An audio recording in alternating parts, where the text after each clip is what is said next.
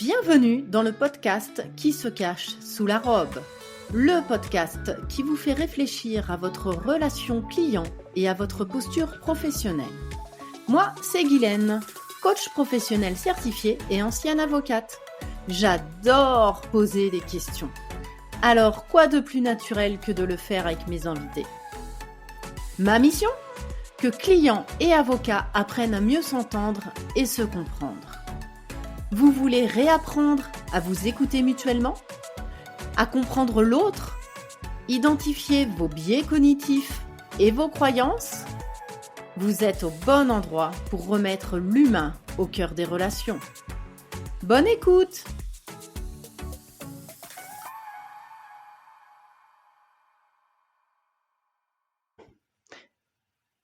Bonjour tout le monde. Nous revoilà pour la suite de l'interview de Gisèle Roche. Nous avions évoqué son parcours et sa volonté de s'installer à la campagne pour être proche des gens, proche de son milieu naturel, de son territoire de cœur. Et on avait fini la première partie sur la difficulté que la profession rencontre pour être connue. Et encore plus à la campagne, et sur les idées reçues que nous avons entre est-ce qu'un avocat à la campagne est moins compétent qu'un avocat à la ville ? Comment on fait pour se faire connaître auprès des justiciables, que leur montrer que nous sommes là, près d'eux, et qu'ils n'ont pas besoin de faire 50-60 kilomètres pour trouver un avocat. Donc, vous allez retrouver la suite de l'interview de Gisèle, et je vous laisse savourer. On a en fait des espèces de stéréotypes dans les esprits qui font que soit la personne en campagne est même pas au courant qu'il y a des avocats à la campagne. ça, j'ai déjà entendu en fait de dire ah bon, parce qu'il y a des avocats à Bourgoin. Bah oui, en fait il y a des avocats. Oui. Oui, il y en a plusieurs dans plein de matières. Il y en a plein en fait.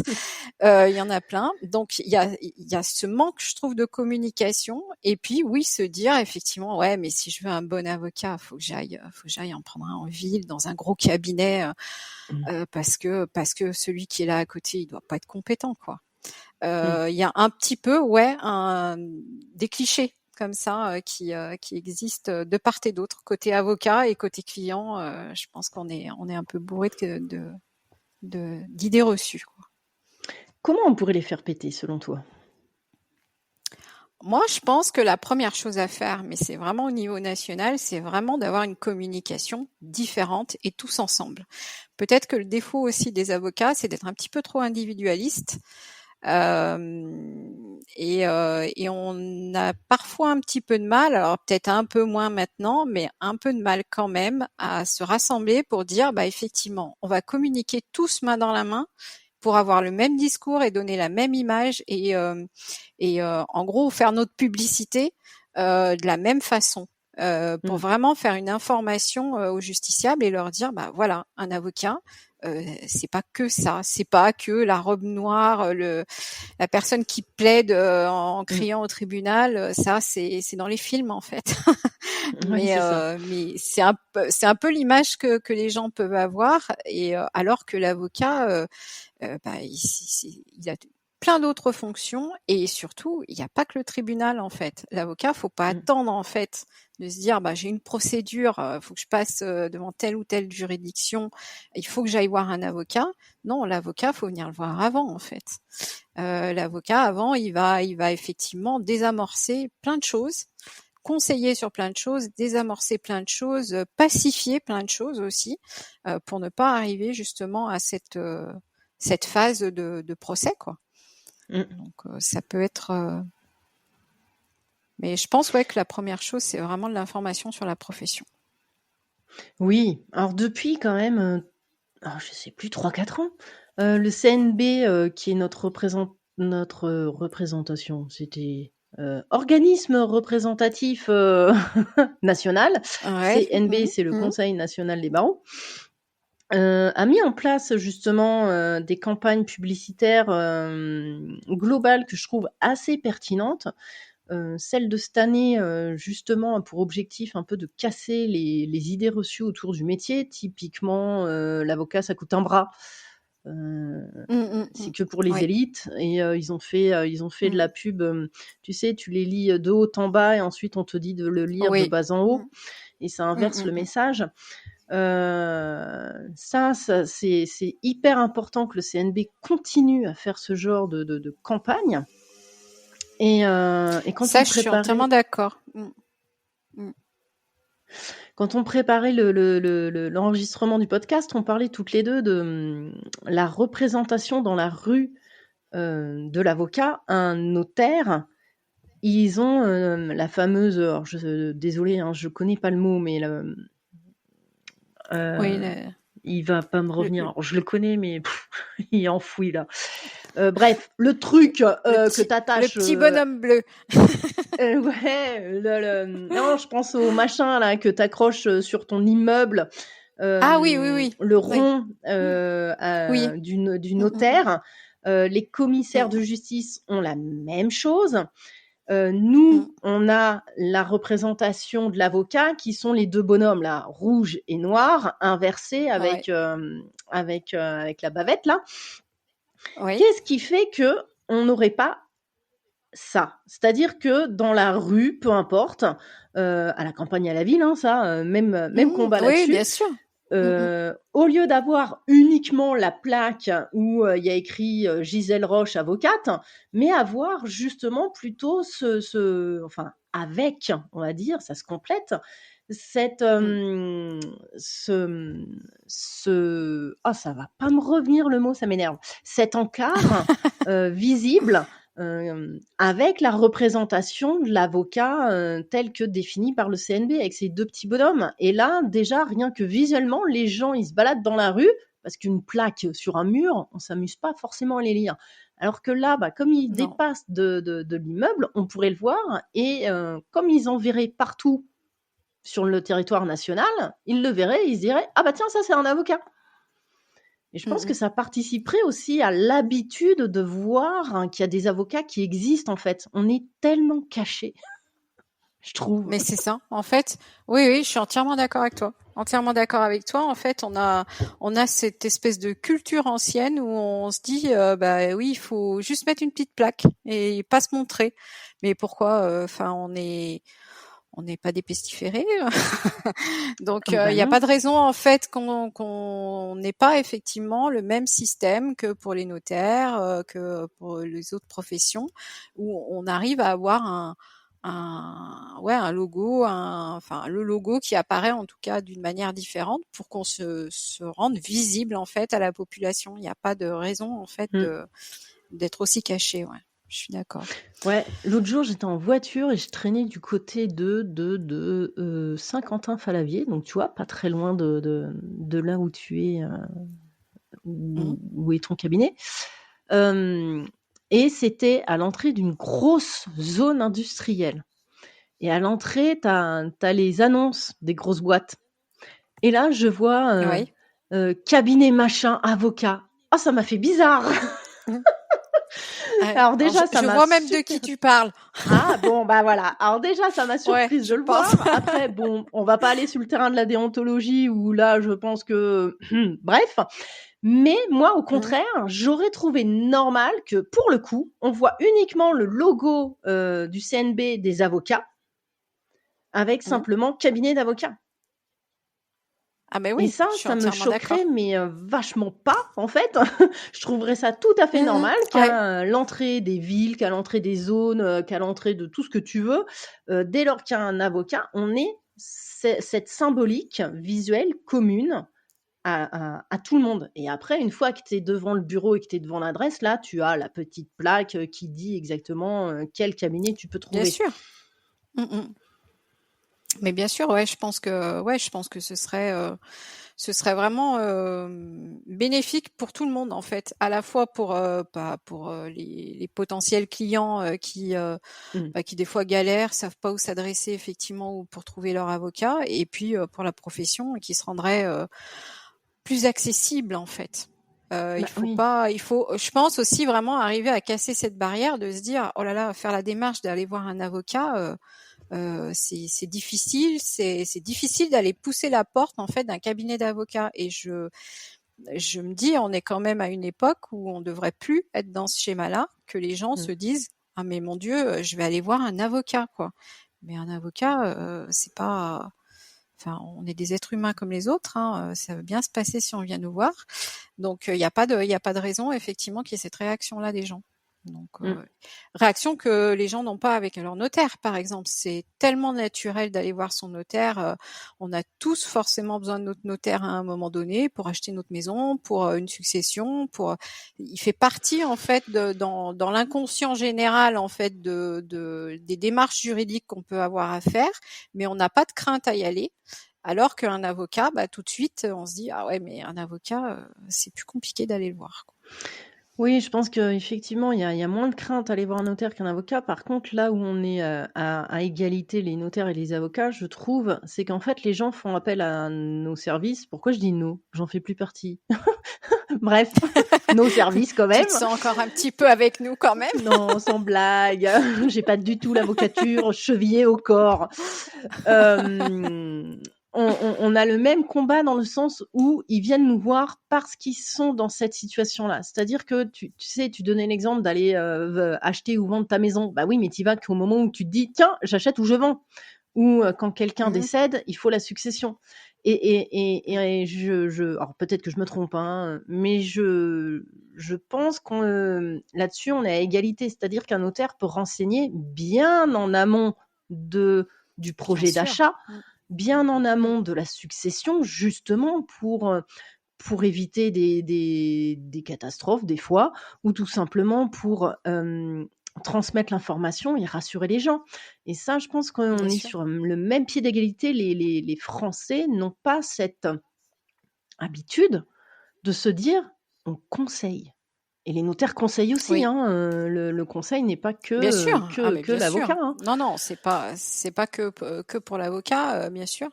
Mais oui, je pense qu'effectivement, les gens en général n'ont pas effectivement ce réflexe de se dire je vais y aller avant, que ce soit effectivement chez le notaire ou chez l'avocat, pour dire peut-être que je peux anticiper les problèmes qui peuvent survenir après ou quand l'événement survient, en fait. Et c'est pas naturel, chez les gens. Alors, certainement parce que, encore une fois, tu as des espèces d'idées reçues où on te dit dès que tu passes la porte d'un avocat ou la porte d'un notaire, attention, ça va te coûter très cher, attention, tu vas... Mais c'est pas vrai. Il faut pas rester en fait dans cette optique-là. Tu peux recevoir des conseils vraiment en ayant des honoraires modiques, voire même des conseils gratuits, parce qu'il y a plein de choses qui existent aussi pour donner des conseils gratuits aux gens. Et je pense que ça c'est vraiment essentiel pour éviter mais plein de choses en fait qui sont pas forcément marrantes à gérer après. Donc on est en train de dire qu'on a du boulot. C'est en ça. termes de communication. C'est ça. Et ouais, non mais c'est vrai. C'est sûr qu'on a plein de boulot en termes de communication à faire. Je pense que c'est même, je pense la base en fait. Oui. De retravailler la communication qu'on a d'une manière générale. Mais vraiment global et pas se dire la communication de ma petite personne dans mon petit cabinet pour moi en fait, mais la communication globale, vraiment. Ah mais complètement, parce que là où je pense les confrères se fourvoient, c'est que si on mettait en avant les avocats, mais le mot avec un grand A en fait, c'est mettre en avant une profession. Donc ça faudrait les amener en fait à réfléchir, mais qu'est-ce que vous apportez à vos clients? Et si on a une communication qui est vraiment très globale, très nationale, c'est pas ça qui va empêcher.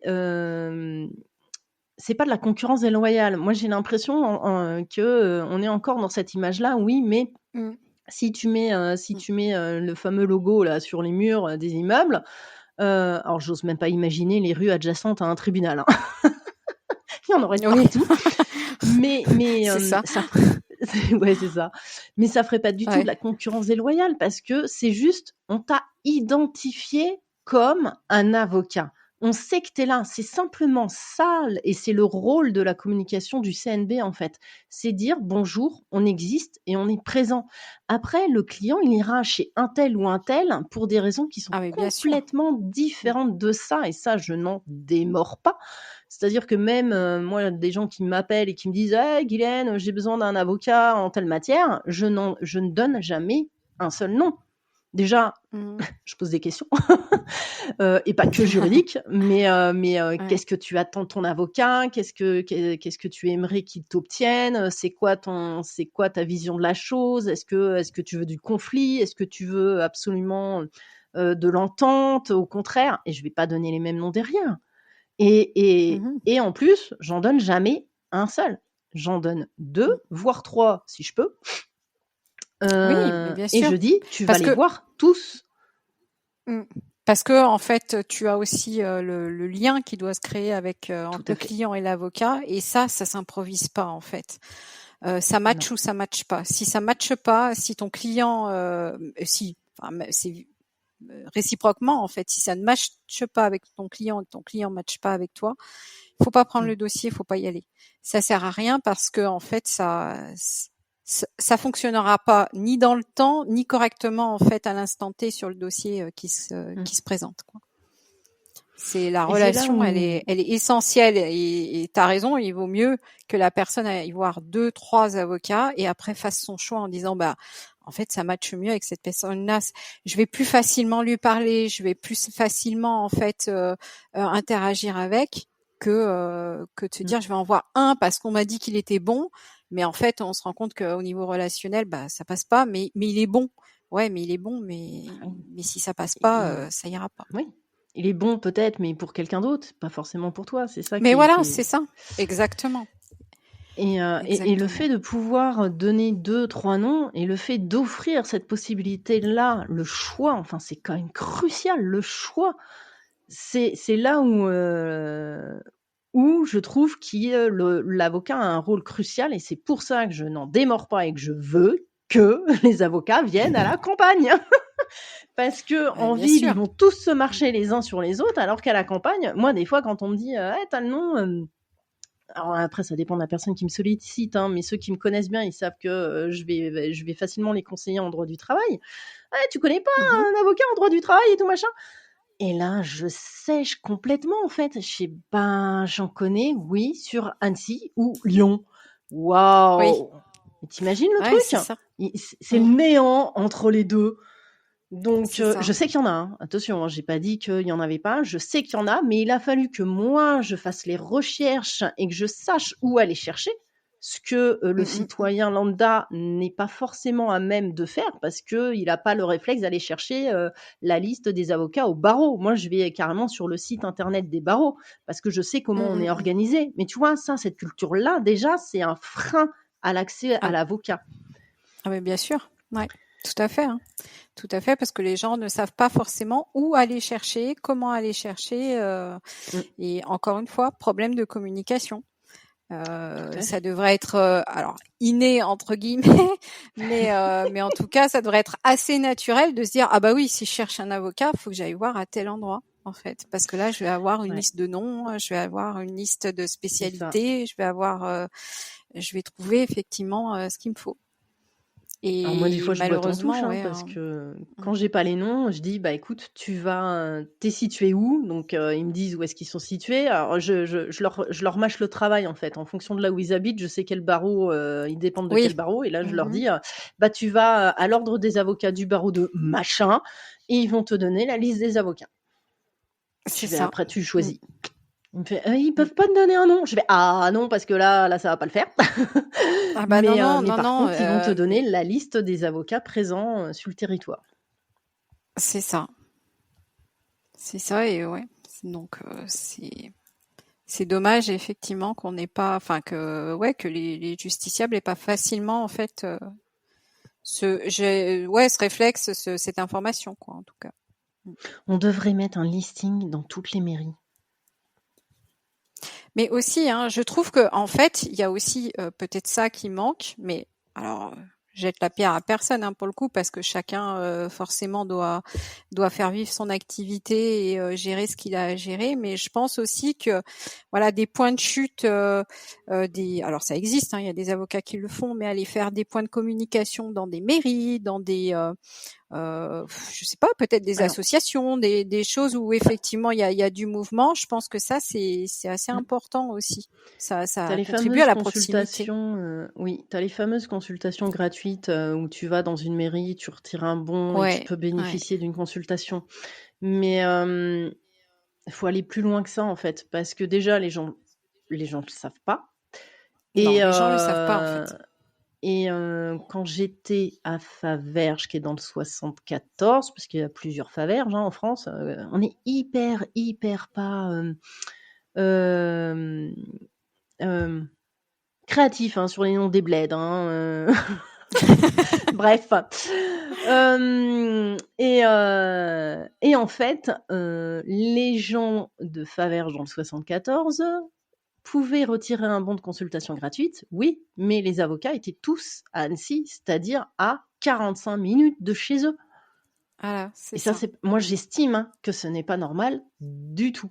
Non. Et là, je mets ma main à C'est couper pas que dans normal ma parce petite... que ouais, il faut se dire que tu as des gens en fait qui ont une difficulté. On a beau être à l'ère où on est, il y a des gens qui ont quand même des difficultés encore à pouvoir se déplacer ou qui financièrement en fait, bah ouais, se déplacer ça a aussi un coût et c'est compliqué. Donc il faut se rendre compte de ça et oui, je pense que c'est à nous en fait de venir vers les personnes et pas aux Tout personnes de à venir fait. à nous en fait. Tout à C'est fait. important. C'est Puis hyper c'est un important. coût, mais un truc basique. Une personne qui travaille, Oui. et ben, sauf à prendre son rendez-vous avec l'avocat à 20 h, chose que je Mmh ne mh. veux pas non plus pour, pour le bien-être de l'avocat, il est obligé de Ouais, prendre tout une à fait. Non, demi-journée de mais c'est sûr. travail. Ben ça, c'est pas normal. C'est ça. Mmh. C'est ça. Et c'est en ce C'est pas sens, moi, normal que non plus, ouais. Mmh. ouais, et c'est en ce sens que je dis que l'avocat a un devoir d'intérêt général, d'accès au droit, de maillage territorial à faire. C'est pas aux gens de s'arracher les cheveux à trouver un moyen pour accéder à un avocat qui est à 1 heure, 2 heures de chez lui. L'avocat doit Ah mais pouvoir se clairement. Mmh. déplacer. Mmh. Tout à fait. C'est, Se déplacer c'est... et s'implanter vraiment dans le territoire. On rejoint ce qu'on disait au début, hein, s'implanter en fait de manière proche des gens et pas que se concentrer effectivement dans des grandes villes. Je pense que c'est une erreur vraiment. Oui. Alors après, On dessert en j'entends, fait les clients. Mm. exactement. Après, j'entends nos Mm. confrères, la pénalistes, s'ils nous écoutent dire: ouais, mais t'es mignonne, moi je passe mes journées en audience. Mais on fait la part des choses, en fait. Oui, oui. Après, bien sûr, on n'a pas tous la même activité. C'est Bien ça. sûr que le pénaliste qui est à Lyon et qui doit toujours aller au palais, eh bien, oui, c'est facile. Enfin, c'est facile. C'est plus facile pour lui, effectivement, d'être à 2 pas du palais que de se taper, de refaire 45 minutes de voiture pour Oui, repartir du tribunal et retourner à son cabinet. Je l'entends aussi largement. Hein. Je l'entends tout à tout fait. à fait. Mais dans ces cas-là, ça veut dire que c'est à Et l'avocat d'organiser sa semaine de travail. Et il y a forcément des solutions. Enfin, il y a toujours des solutions. Et si on les connaît, les jours d'audience. C'est toujours les mêmes. L'organisation oui, du oui. tribunal Mmh. là-dessus, c'est rodé, c'est en fonction du tribunal et des juges, et ils déterminent leurs jours d'audience, leurs heures d'audience. Donc on Mmh le mh. sait. Donc à un moment, c'est pas, je, je suis en audience 5 jours par semaine, et à 9 h et à 14 h. C'est faux. Donc on les connaît, nos impératifs de présence en audience. Dans ces cas-là, on s'organise en interne au niveau de la gestion du cabinet pour se dire, eh ben, le lundi matin, j'ai pas d'audience de prévu. Bah, le lundi matin, j'ai un local, un bureau secondaire, on l'appelle bien comme on a envie, à tel endroit, et je suis présent pour les citoyens le lundi matin de 8 à midi. Enfin, Bien sûr, tout mmh, est tout à faisable. fait. Bien sûr. Entièrement d'accord. As-tu d'autres choses à ne partager avec nous concernant l'avocat campagnard? L'avocat campagnard, écoute, non, je pense qu'on a dit pas mal de choses. Je pense qu'il faut pas, pas hésiter à venir le voir, cet avocat campagnard, hein, parce que souvent il est en plus souvent issu de la campagne lui-même, donc il parlera le même langage en fait que vous, donc c'est plutôt bénéfique. Moi, j'ai souvent des clients qui me disent ça, ils me disent en fait c'est bien parce que vous êtes comme nous.